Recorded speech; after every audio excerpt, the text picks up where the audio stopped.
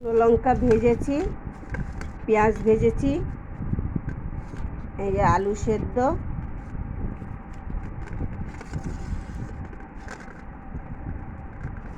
শুকনো লঙ্কা দিয়ে পেঁয়াজ ভেজে এর পাশে লবণ নেওয়া রয়েছে, দিয়ে আলু সেদ্ধ মাখা,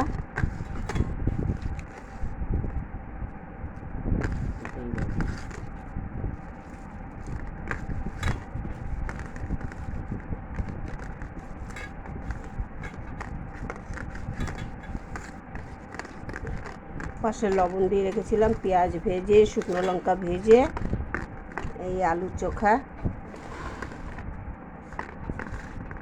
তারপরে মাছের ঝোল, ইলিশ মাছের ঝোল, ভাত, এটা তোলে, আর লঙ্কা পেঁয়াজ দিয়ে গোলা রুটি করেছি। দেখুন, এই দেখুন, এরম করব তাও রুটি ছিঁড়বে না। এই দেখুন, এই দেখুন, লঙ্কা পেঁয়াজ দিয়ে গোলা রুটি। এই যে রুটিগুলো এরকম করছি, দেখুন দলা করছি, ছিঁড়ছে না, দেখেছেন? মুঠের মধ্যে নিয়ে এসছি, ছিঁড়বে না। আর এই আলু চোখা এরকম করে সারাদিনের খাওয়া চললো।